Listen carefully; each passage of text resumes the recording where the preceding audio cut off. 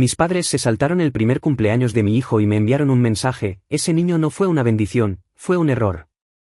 Respondí, tomado. Luego cerré la cuenta conjunta de servicios públicos y solicité una revisión de la solicitud de hipoteca que firmé conjuntamente. A la mañana siguiente, mi padre me llamó riendo. Esa tarde, abrió su correo electrónico y encontró una notificación de denegación del banco. Entonces entró el pánico y 47 llamadas perdidas. Los odiaba por no venir. Todos los demás lo hicieron: vecinos, compañeros de trabajo, incluso mis primos que vivían a 4 estados de distancia. La casa estaba llena. La gente se reía. Leo mascaba la esquina de su gorro de cumpleaños como si fuera el mejor día de su vida. Y yo estaba ahí, fingiendo que también era el mío. Pero todo el tiempo, no dejaba de mirar la puerta. Los había invitado. Envié el mensaje de texto hace un mes. Envié otro la semana anterior. Tampoco respondieron. Ni siquiera una excusa cortés. Seguía esperando que entraran de todos modos. Tarde como siempre, pero nunca aparecieron. Y lo peor de todo, ni siquiera sabía qué decirles a los invitados. Todo el mundo preguntaba dónde estaban mis padres. Mi tío arqueó las cejas como si fuera una broma interna. Incluso mi primo Tyler dijo: no pensé que tu padre se perdería esto.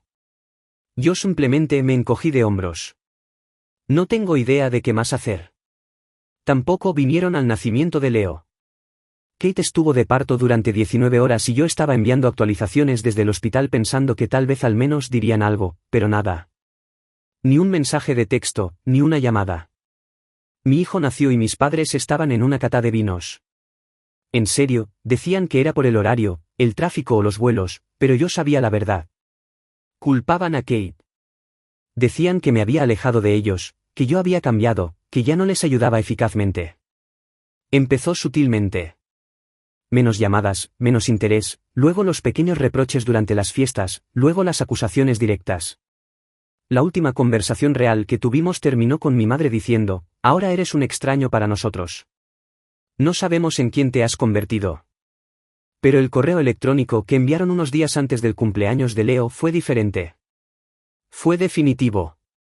Este niño no era una bendición. Era un error. Esa frase estaba en medio de un párrafo como si no se dieran cuenta de cuánto ardería. O tal vez sí. Tal vez querían que lo hiciera. El resto del correo electrónico trataba sobre cómo Kate me había convertido en una persona diferente. Cómo no priorizaba a la familia. Cómo ya no se sentían apreciados. No respondí con una perorata. No llamé. Simplemente devolví una palabra. Anotado. Luego abrí mi portátil. Primero, cerré la cuenta conjunta de servicios públicos que habían estado manejando a mi nombre. Obtenían mejores tarifas debido a mi calificación crediticia. Luego llamé al banco e inicié una revisión completa de su solicitud de hipoteca. Yo la había firmado cuando mi padre la necesitó para refinanciar después de las pérdidas en el póker. No les dije nada. Simplemente hice clic en enviar y me fui a la cama. A la mañana siguiente, mi padre llamó no para disculparse. Se rió. Dijo que estaba siendo dramático. Dijo: vamos, no te tomes las cosas tan personalmente. Colgué. Esa noche, abrió su correo electrónico. Solicitud denegada. Revisión de cuenta en progreso. CEO firmante principal ya no adjunto. Luego vinieron las llamadas. Primero 2, luego 10. Por la mañana, 47. Sin mensajes de voz, sin mensajes de texto, solo silencio puntuado por pánico. Fue entonces cuando me di cuenta de algo que se me quedó grabado. No se preocupaban por mí. Se preocupaban por lo que yo podía hacer por ellos. Y si pensaban que no estaba ayudando eficazmente, tal vez era hora de que dejara de ayudar por completo. Para siempre. Los bloqueé la misma noche en que las llamadas llegaron a 47. No quería oír sus voces. No quería otra manipulación emocional. No quería que mi padre pretendiera que todo esto era una broma que me estaba tomando demasiado en serio. No quedaba nada más que decir. Dejaron clara su posición con ese correo electrónico, y yo dejé la mía igual de clara con mi respuesta. Anotado. Ese fue el único cierre que necesitaba. Kate era la única que parecía nerviosa por eso. No molesta, solo cautelosa. Creció en una familia tranquila donde nadie levantaba la voz y todos traían guarniciones a cada cena, incluso cuando nadie se lo pedía. Sabía que todo esto la sacudía, pero no intentó detenerme. Solo dijo, no creo que dejen esto pasar. Tenía razón. Pasaron 3 días. Luego recibí un mensaje de texto de mi hermana Olivia. Solo decía, están devastados. ¿Puedes llamar a mamá, por favor? Como si se suponía que debía olvidar la parte en la que nuestra propia madre dijo que mi hijo era un error. Olivia siempre fue la más suave de la familia. Nunca los enfrentó. Incluso cuando sabía que se estaban pasando de la raya, trataba de suavizar las cosas en lugar de confrontarlas. No respondí. No iba a dejarme arrastrar a una negociación de culpa a 3 bandas. Si querían decir algo, tenían mi número, pero en lugar de una llamada, llegó una carta por correo. Escrita a mano, sin dirección de remitente. Dentro había 3 páginas de la manipulación emocional más cuidadosa que jamás haya leído. Comenzó con un suave, lo sentimos si te sentiste herido, luego pasó inmediatamente a, pero esta reacción nos ha puesto en una situación financiera extremadamente difícil, seguido de un recordatorio de que la familia significa permanecer juntos incluso cuando no siempre decimos las cosas correctas. Ni una sola mención del cumpleaños de Leo. Ni una palabra sobre lo que realmente habían dicho en el correo electrónico. Nada sobre la ausencia. Nada sobre la frase que lo había destrozado todo. Solo un tono vago y manipulador que de alguna manera hacía que su dolor fuera más importante que el mío. La rompí por la mitad y la tiré a la basura. La semana siguiente, Olivia apareció en nuestra puerta. No había estado en nuestra casa en 2 años. Ahora, estaba parada en nuestro porche sosteniendo un pastel de manzana casero como si esto fuera una comedia de situación donde todo se resuelve en 22 minutos. Kate llevó a Leo arriba tan pronto como vio a Olivia. No dijo nada, solo me dio una mirada como, esta es tu guerra. Nos sentamos en la mesa del comedor. Olivia se lanzó a ello casi de inmediato. Saben que se equivocaron, pero esto ha ido demasiado lejos. Creen que estás tratando de destruirlos. Le pregunté si pensaba que se habían equivocado. Dudó. Luego dijo, creo que todo el mundo está herido y creo que papá tiene miedo. Dije, ese ya no es mi problema. No estaba haciendo esto para castigarlos. Simplemente había terminado de arreglar las cosas por ellos, de encubrirlos, de ser útil. Suspiró y luego dijo algo que no pude olvidar. Papá me dijo que si no vas a ayudar más, entonces hará lo que tenga que hacer para mantenerse a flote. En ese momento, pensé que se refería a pedir favores o pedir prestado a alguien más. Pero ahora, creo que era una amenaza, no del tipo violento, sino del tipo desesperado. A la mañana siguiente, recibí una alerta en mi teléfono. Una institución financiera había marcado una solicitud sospechosa que utilizaba mi número de la Seguridad Social. Era para un préstamo personal. La solicitud tenía todos mis datos, nombre completo, dirección, número de la Seguridad Social. Lo único que no tenía era mi firma. No había pasado.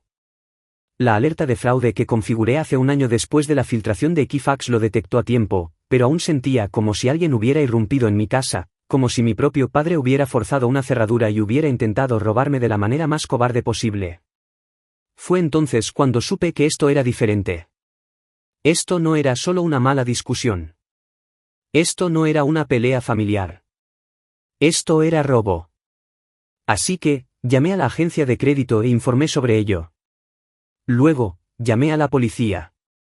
Presentar el informe policial fue fácil. Eso fue lo que me asustó. Pensé que habría vacilación. ¿Alguna parte de mí que hiciera una pausa y dijera, ¿de verdad vas a denunciar a tu propio padre? Pero no la hubo. Sin conflicto interno, sin dudarlo. Simplemente me senté con Leo durmiendo la siesta en la otra habitación, abrí la alerta de fraude que el banco me había enviado y seguí las instrucciones paso a paso. No se lo conté a Kate al principio, no porque lo estuviera ocultando, sino porque no sabía cómo explicar que mi padre había llenado una solicitud de préstamo usando mi nombre, mi número de la Seguridad Social y mi dirección. No falsificó una firma, pero la información había sido enviada. Fue suficiente. 3 días después, llegó el golpe. Un oficial local de delitos financieros apareció en su casa. No fue un arresto, solo un seguimiento de rutina. Pero alguien debió haber visto porque para esa noche, toda la familia extendida lo sabía. Comenzó con una publicación en Facebook. Mi tía, la hermana de mi madre, publicó este vago estado sobre cómo algunos niños olvidan quién los crió y el karma golpea más fuerte cuando es tu propia sangre. Los comentarios se inundaron. Los primos opinaron. Un tío me envió un mensaje privado preguntando qué demonios estaba pasando. Ignoré todo. Entonces Olivia llamó esta vez. No sonaba tranquila ni serena. Sonaba aterrorizada. ¿Estás loco? ¿Enviaste a la policía a su casa? Le dije que yo no había enviado a nadie. El banco lo hizo. Yo solo dije la verdad. Ella dijo que mi padre le dijo que era un malentendido. Que nunca envió nada. Solo lo guardó por si lo necesitaba más tarde. Se suponía que eso lo haría mejor. Se suponía que eso borraría la parte en la que trató de explotar mi crédito de nuevo. Después de que ya lo había cortado, después de que ya sabía exactamente cuánto tenía en juego con mi propia hipoteca y el futuro de Leo, le dije que ya no me importaba. Que no estaba haciendo esto por venganza. Lo estaba haciendo porque no confiaba en ellos. Y la confianza no es algo que se pueda negociar de nuevo con lágrimas y llamadas telefónicas. Más tarde esa noche, también la bloqueé a ella. Estaba cansado de explicar por qué no quería que me robaran, pero no se detuvo. De hecho, se intensificó. A la mañana siguiente, Kate me dijo que alguien había estado parado afuera de nuestra casa de nuevo. No era obvio al principio.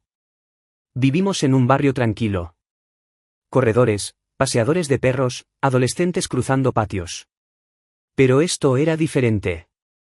Esta persona se detuvo en nuestro buzón, simplemente se quedó allí, miró la casa por un minuto, luego se fue. Revisé nuestra cámara del timbre. No lo reconocí. Pero reconocí la postura. La forma en que estaba de pie con los brazos cruzados como si estuviera juzgando algo, como si fuera de su propiedad. De la misma manera en que mi padre solía estar de pie en nuestro garaje cuando quería que me sintiera pequeño.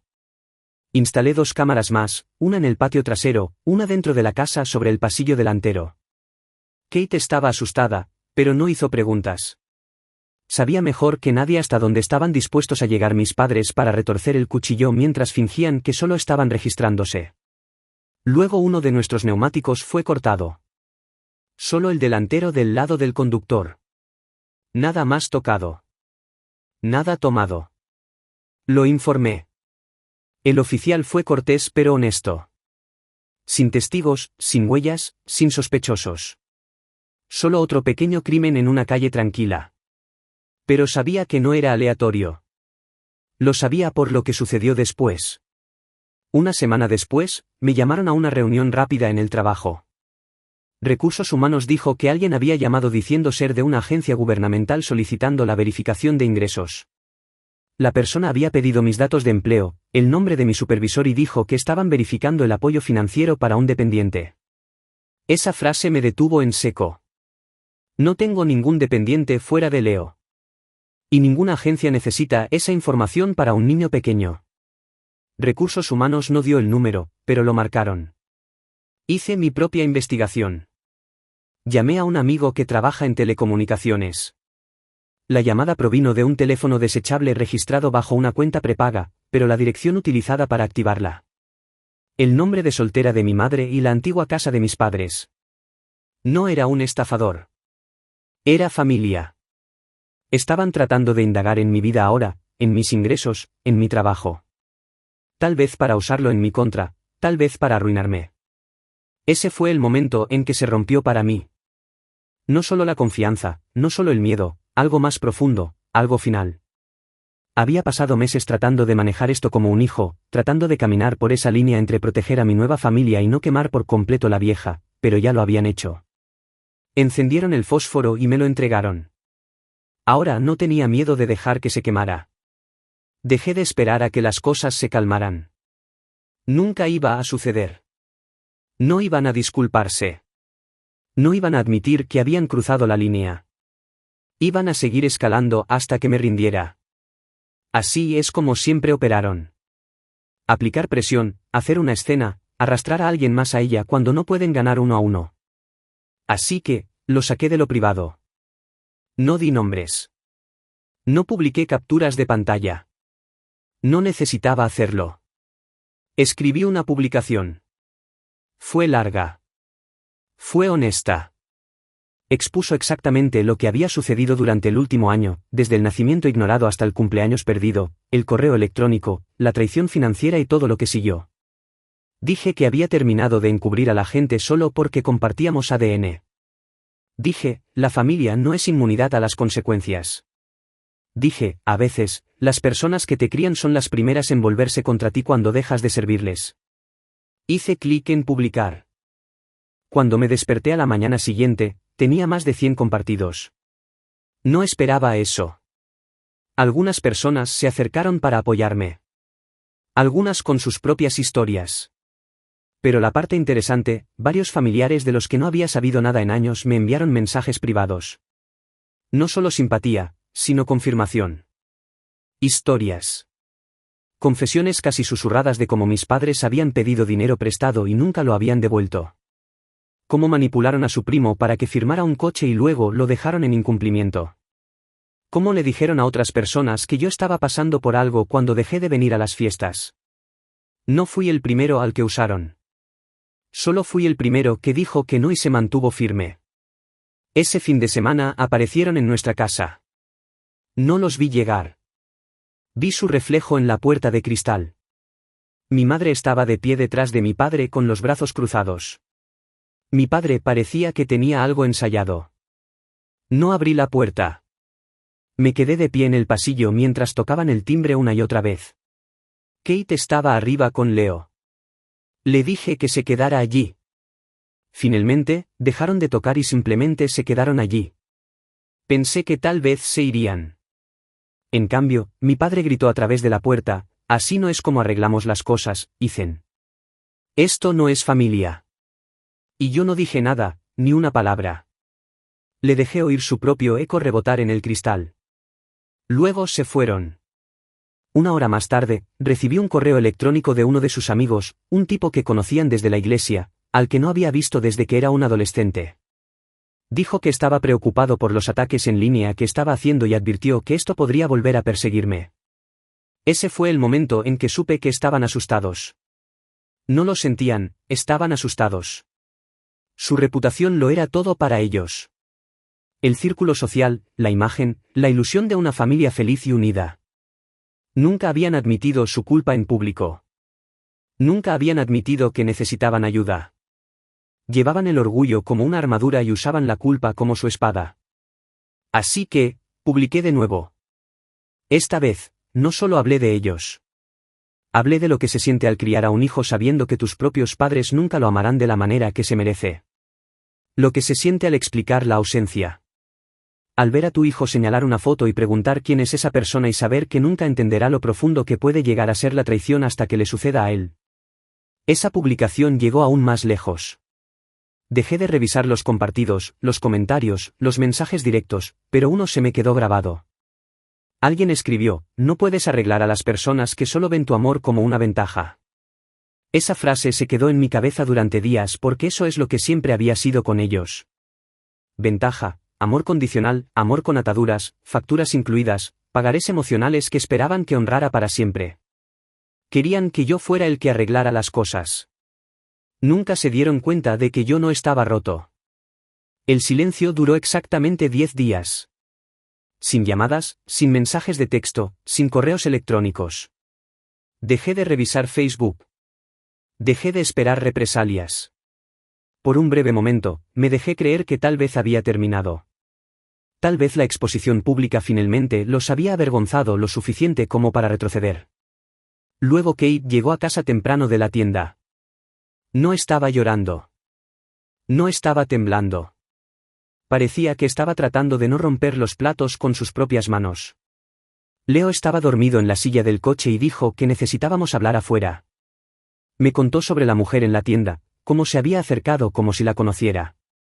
Sonrió a Leo, preguntó cuántos años tenía, luego dijo casualmente como si estuviera comentando sobre el clima, no se parece mucho a Ethan, ¿verdad? Es curioso cómo funciona eso a veces. Kate pensó que tal vez era solo una anciana rara. Hasta que la misma mujer se inclinó y agregó, supongo que por eso hay tanta tensión. La gente se da cuenta de las cosas. Debe ser difícil para Ethan. Se fue después de eso. Sin nombre, sin preguntas, solo una campaña de difamación de atropello y fuga. Supe al instante que no era aleatorio. Era el lenguaje de mi madre, ese tono espeluznante e insinuante que siempre usaba cuando quería sembrar dudas sin decir nada directamente. Solía decir lo mismo sobre los vecinos, sobre los hijos de otras personas. Le encantaba hacerse la inocente mientras encendía fósforos. Volví a iniciar sesión en Facebook.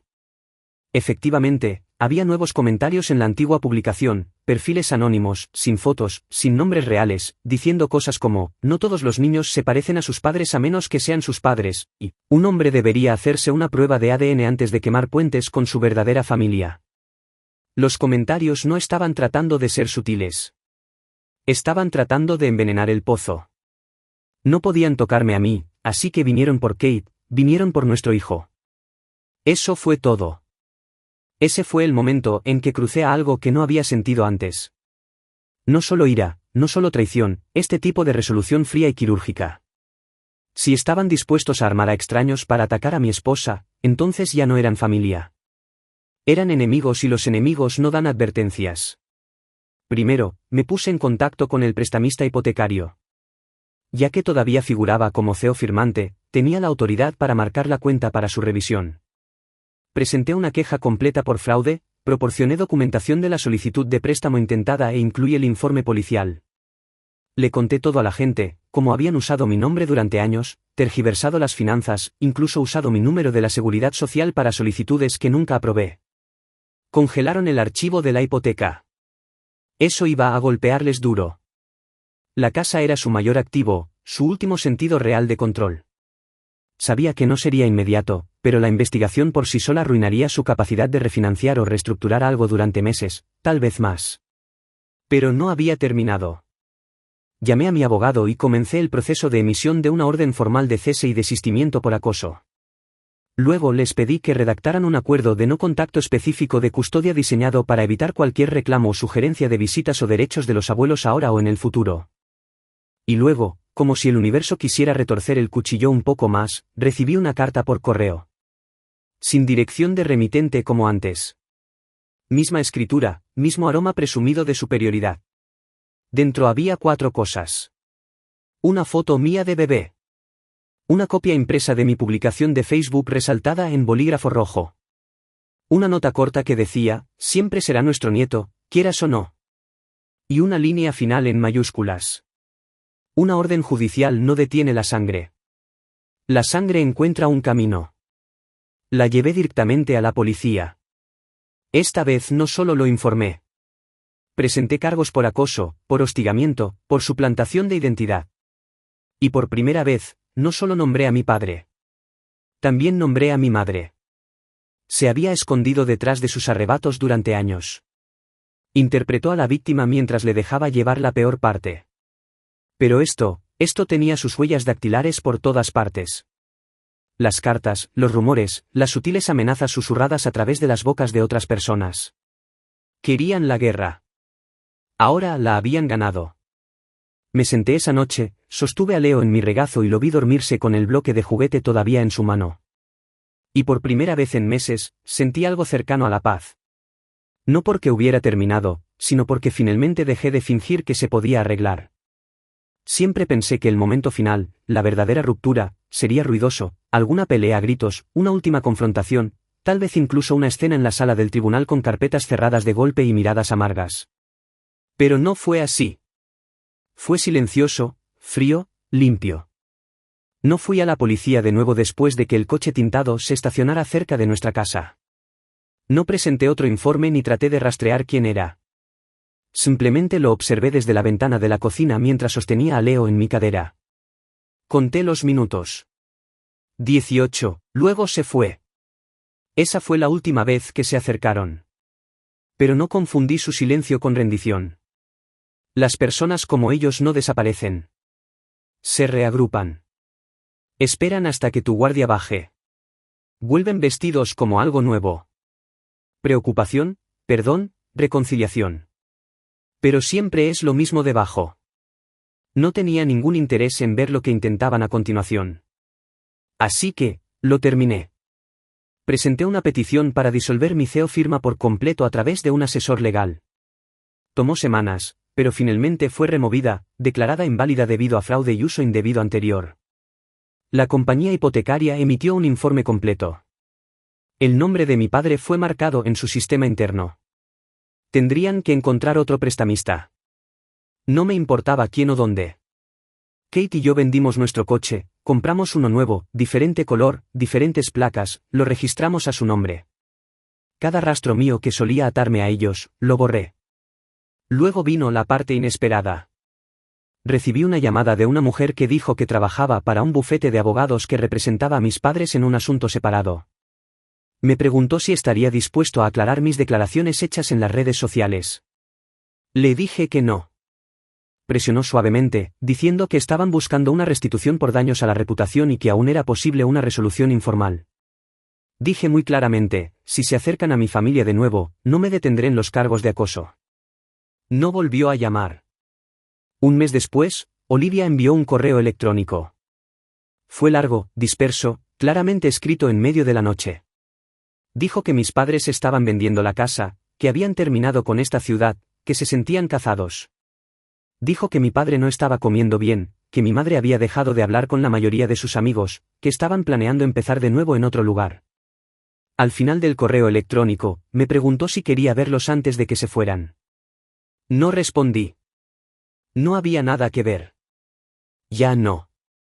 Las personas que estaban allí se habían ido hacía mucho tiempo.